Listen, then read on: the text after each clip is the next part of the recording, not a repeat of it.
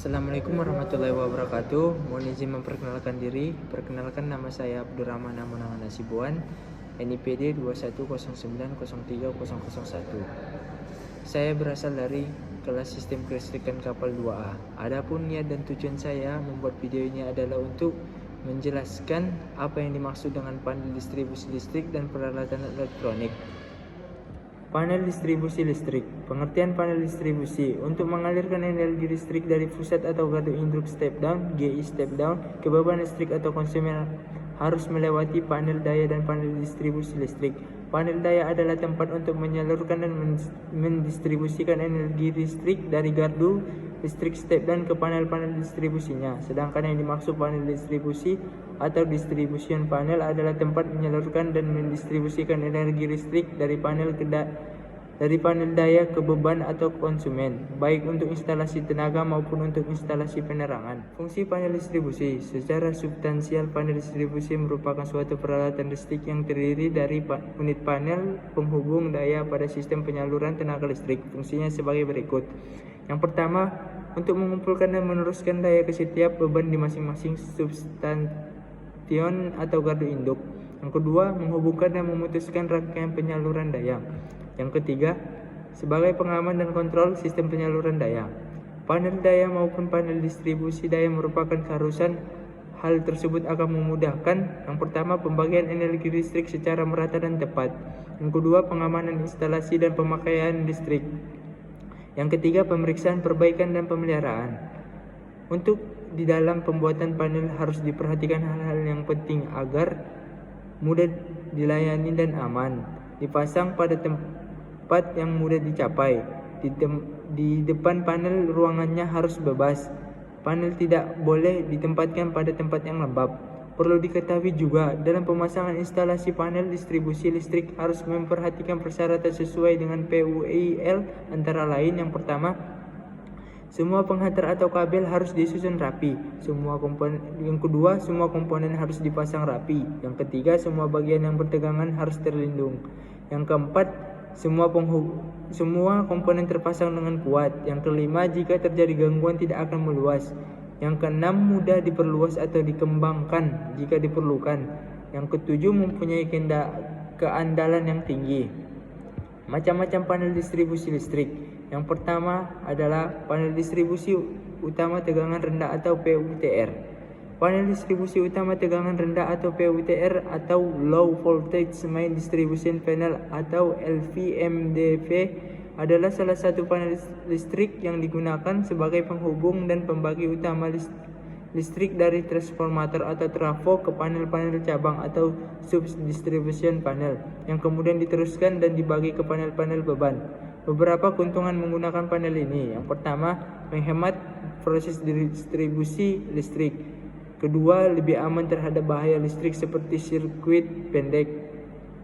Yang ketiga, menawarkan fasilitas konversi power dan distribusi dari sumber-sumber primer dan sekunder untuk berbagai perangkat eksternal dan peralatan. Yang keempat, panel distribusi daya ini menjaga sumber-sumber daya primer dan sekunder secara terus-menerus sehingga aman dan stabil, memberikan kekuatan untuk peralatan atau perangkat eksternal. Yang kelima, panel distribusi daya memungkinkan pembagian sumber pasokan listrik ke beberapa sirkuit dengan sekring atau pemutus sirkuit untuk setiap rangkaian. Yang keenam, panel ini dirancang untuk menerima input 3-phase volt dan mendistribusikan berbagai kombinasi tunggal dan 3-phase output. Yang kedua, panel ATS dan AMF. Panel ATS atau Automatic Transfer Switch adalah salah satu jenis panel listrik yang bekerja untuk saklar transfer otomatis. Panel ini bekerja untuk memindahkan suplai daya listrik ke beban antara sumber listrik utama dengan sumber listrik cadangan. Sedangkan panel AMF atau Automatic Main Failure adalah panel yang pada umumnya digunakan untuk memerintahkan generator set atau genset sebagai sumber listrik cadangan pada saat PLN sebagai sumber listrik utama mengalami kegagalan dan menyuplai daya listrik.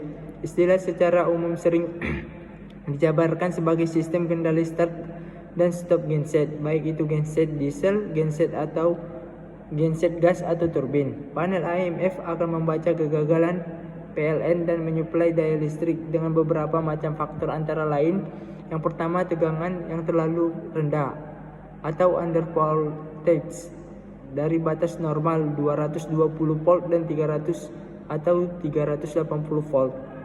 Kedua, tegangan PLN yang terlalu tinggi dari batas normal. Yang ketiga, hilang tegangan. Yang ketiga, panel distribusi bank. Secara garis besar, fungsi dari panel kapasitor bank adalah untuk memperbaiki faktor daya atau power factor atau cos V pada suatu jaringan listrik yang mempunyai beban dengan cos V di bawah 0,85. Perlunya dilakukan perbaikan cos V tersebut adalah dimaksudkan untuk salah satunya menghindari biaya yang timbul akibat dari pemakaian kelebihan KVARH atau berkaitan erat dengan baik buruknya nilai cos V.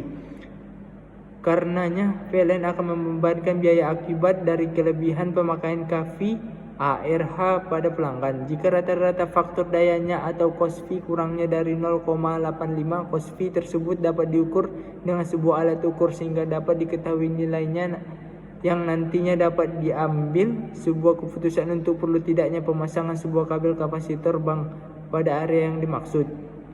Pada umumnya untuk sebuah industri, pabrik atau gedung yang di dalamnya tentunya banyak mengoperasikan mesin-mesin yang menggunakan motor listrik, air kondisioner atau AC, dan lain-lain, di mana hal tersebut akan berakibat nilai cos V yang sangat rendah atau buruk sehingga diperlukan pemasangan panel kapasitor bank.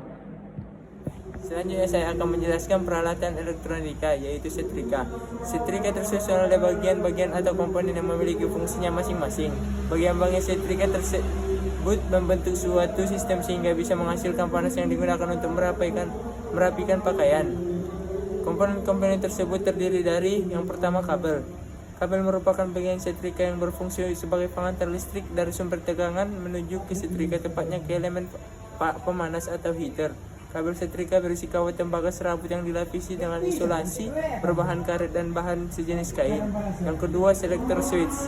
Selektor switch atau disebut sebagai saklar merupakan bagian setrika listrik yang berfungsi sebagai saklar on dan saklar off. Yang ketiga, lampu indikator. Lampu indikator merupakan bagian setrika listrik yang berfungsi untuk menunjukkan kondisi setrika dalam keadaan on atau off. Yang keempat, elemen panas atau heater.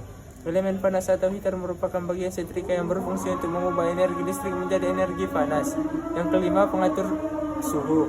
Pengatur suhu berfungsi untuk menjaga suhu pada nilai suhu yang telah diatur pada selektor switch. Pengatur suhu pada setrika biasanya menggunakan termostat. Yang keenam, alas setrika. Alas setrika merupakan bagian dari setrika listrik yang berfungsi untuk mengkonversi energi panas pada heater sehingga menjadi pelicin pakaian. Alat setrika ini yang menghubungkan antara heater dengan kain. 7. Pemberat setrika. Pemberat setrika listrik merupakan bagian setrika yang terbuat dari logam yang seperti namanya berfungsi sebagai pemberat setrika. Yang ke-8, kap atau penutup setrika. Penutup setrika merupakan bagian setrika yang berfungsi untuk menutup dan melindungi komponen setrika lainnya seperti heater, kawat pengantar, pemberat, dan lain-lain. Dengan adanya penutup ini membuat setrika tampak lebih rapi dan membuat komponen di dalamnya tidak berhamburan keluar. Manfaat dari kita mempelajari panel distribusi listrik dan komponen rangkaian listrik, kita dapat menggunakan dan merawatnya dengan lebih baik, dan kita dapat menggunakannya dengan jangka yang waktu yang panjang. Sekian yang dapat saya sampaikan. Apabila ada kesalahan kata, saya mohon maaf, dan kepada Allah saya mohon ampun. Wabillahi taufiq wal hidayah. Assalamualaikum warahmatullahi wabarakatuh.